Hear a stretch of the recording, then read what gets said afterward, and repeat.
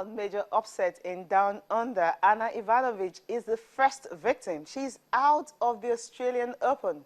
Helen, welcome. You're watching Sports This Morning. I'm Cecilia. Among the first, the headlines. Emmanuel Garba believes the Golden Eaglets can become African champions in March. Remember, the tournament is starting just next month. And is he really the real deal? Deontay Wilder, he's now the WBC heavyweight champion of the world. Can he take on Vladimir Klitschko? That's a big question, if he can sustain this.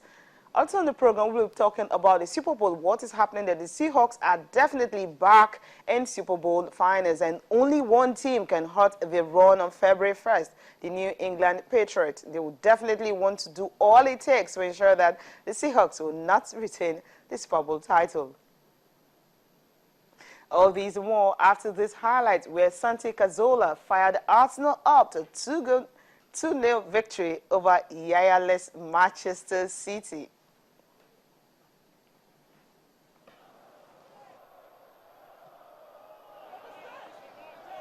Real Sanchez, Real Ramsey, Zola, Ramsey. Did outsmart Zabaleta. Monreal looked to go around company. It's a penalty. Mike Dean was ideally positioned to spot the contact.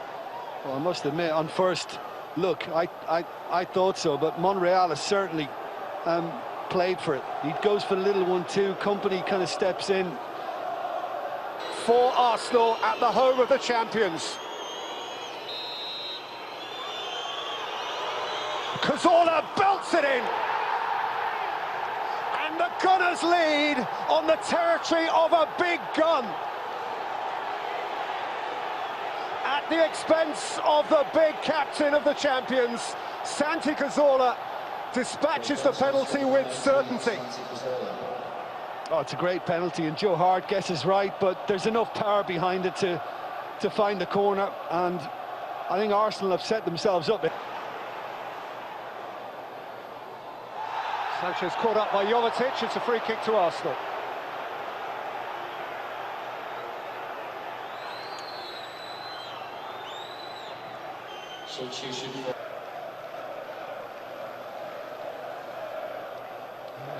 Arsenal supporters unused to finding a smile on this territory. Loving it. 25 minutes to play. Cazorla's free kick. Giroud, it's in, it's two! Champions in turmoil!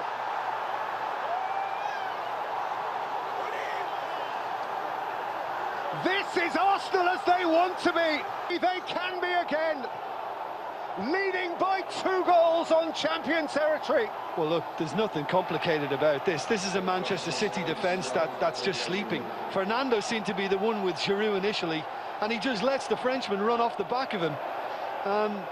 And he gets a lovely little head on it to nick it in near post. And it's just terribly defended, but very well executed. Delightful little ball through from Cazorla from the free kick. Well, who could have believed this kind of result? I never expected it to be like that. I thought, okay, maybe it could just be a 2-2 draw, a 2-1 win, or even a lone goal victory. But for Arsenal going to Etihad to secure a win, the last time they did that was in 2010. And we checked for a very long time. It's always difficult for Arsenal to actually beat a team in the top 4. Well, right now, I'm talking about defending champions, in fact. Right now, Manchester City, well, will they be able to defend this title? This is definitely a dent on them. Tayo Salam is here this morning. Tayo, good morning. Good morning, Cecilia. Did you predict the scoreline? No, I didn't see that coming at all. And a lot of people actually didn't give Arsenal a chance. Yes. Yeah, you can understand why their record against a top 4 side, especially Manchester United, Manchester City, and Chelsea, was very poor before this game. I think in about 16 attempts, they hadn't won a game against those guys. So it looked like a daunting task. But then, like you said earlier in the show, no Yaya, no party. No Yaya Toure, no party. Seriously, they've actually lost 4 games. Yes. With any game that is usually don't have Yaya Toure, Correct. they get to lose it. And Correct. this season, the 4 games they've lost, Yes. Yaya Toure was not. Yeah, absolutely spot on. All the games in the Premier League where Yaya didn't feature, they've gone on to lose the game. And I've always said it before, and I'll say it again, Yaya Toure is the heart and soul of that team. Aguero is a great player, Silva is a great player, but whenever they need an inspiration, it comes from him. To break down a stubborn side, then Yaya Toure does it for them. Unfortunately, now it's going to be missing for a while now. And that's that penalty right there, well struck by Santi Cazorla. Well, now let's talk about the penalty. Was that a trip or it was a fall over? It was a very clumsy tackle. It was clumsy. Was it really a tackle? I think it blocked his path. That's why it's done there. He was trying to go around him. I think because he's just coming back from injury, he didn't fancy himself turning and tracking his man. He couldn't do that, so he just put his body in the way. And Monreal, like all professional players do now, took advantage of it. But I think it's a penalty kick. There's no noise, no complaints about that at all. So congratulations to the Arsenal. Good win for them. It's very tight getting into the top 4 this year, so you can understand why the Arsenal went into that game knowing they had to win. It's been a long time we saw Arsenal actually go into a game with a well-thought-out plan and pragmatic tactics. It's been a long time. Usually they go there and play an open style of football and they get destroyed, but it wasn't the case this time around. We saw it from the very start. They didn't have possession, about 35% of the ball, but at the end of the day, they got the goals they needed. They didn't need the possession at all. They set out to play, to keep a clean sheet, and that's what they did. And when the chances came, they took it. So congrats to Arsene Wenger. We all know now it can be stubborn, disciplined and matured Arsenal side. I haven't seen that in a long while.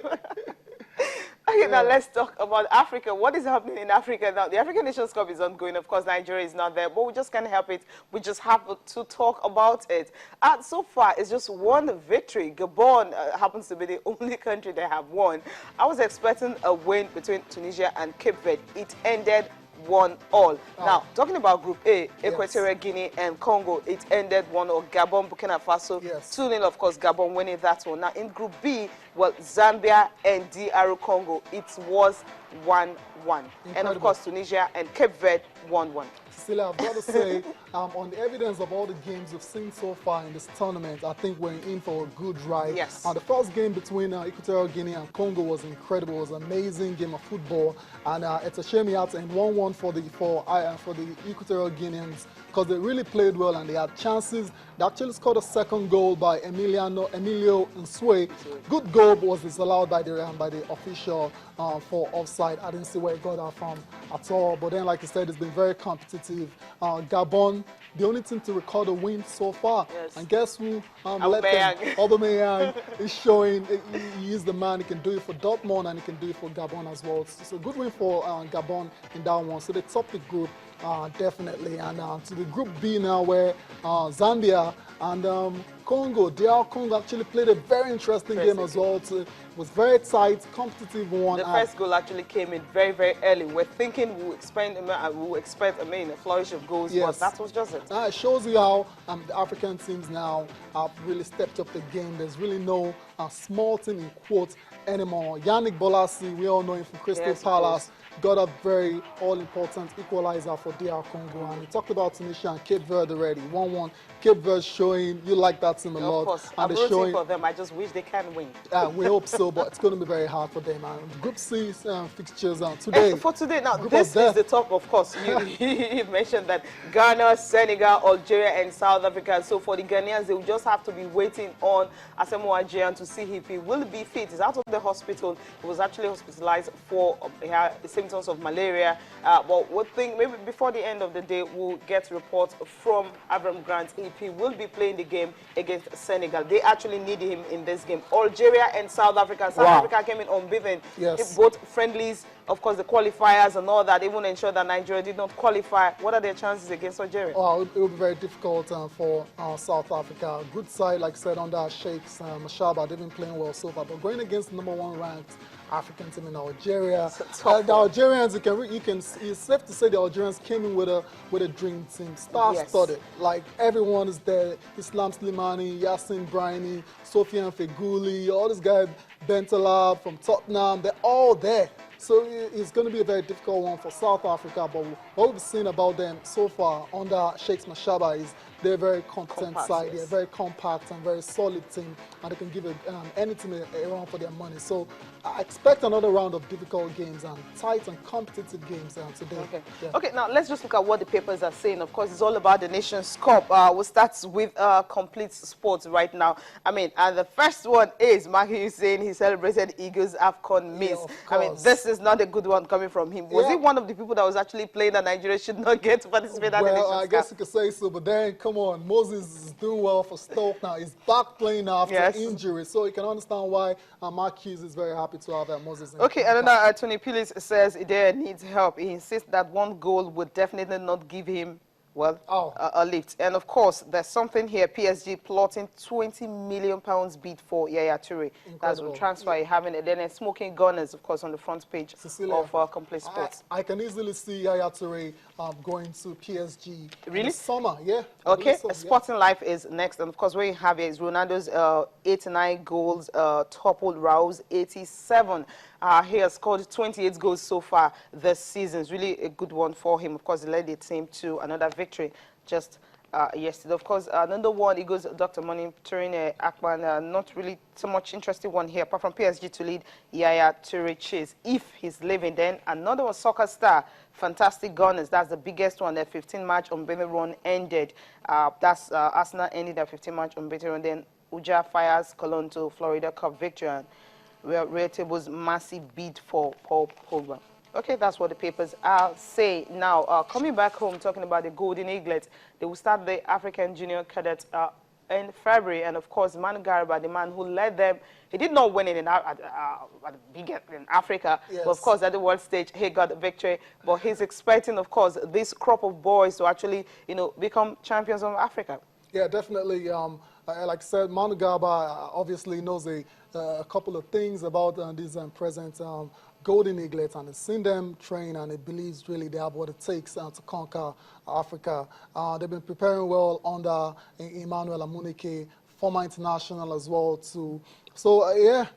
Winning is not really what counts, obviously, yeah. I think they'll be going there to achieve, the main aim is to develop and discover players for Nigeria, but then it's all about picking that ticket to the World Cup as well. If they can get to the semi-finals, then I guess that'll be a good tournament for Nigeria.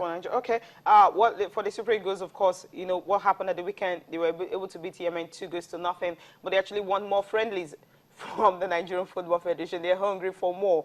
Playing 2 friendlies, winning one and losing another one. And for Daniel Amokachi believes that they have to keep together. And, of course, being together will definitely help them, to have a better national team. And for some of the players actually want more friendlies so that they can, be more united and have a focus and have a team that will be ready whenever they want to play any competitive game. Okay, leaving that one, I'm talking briefly about tennis before we go to Australian Open. Now, this is the Junior Cadet Tournament that just ended at the weekend in Togo. It's 2015 International Tennis Federation West and Central Africa Junior Circuit.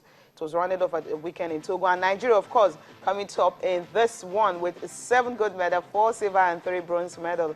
And Togo, second host nation, and Benin Republic, third in that one. Now, there's a 12-year-old girl who actually won 2 gold medals in this tournament. She is Barakat Quadri. Well, she's not related to Aruna Quadri, but name is similar. But what Nigerian Table Tennis Federation president is saying that they really want to monitor these players, monitor their progress, and of course for them to have more commanding performance at senior level. That is really a good one coming from Sani Ndanusa.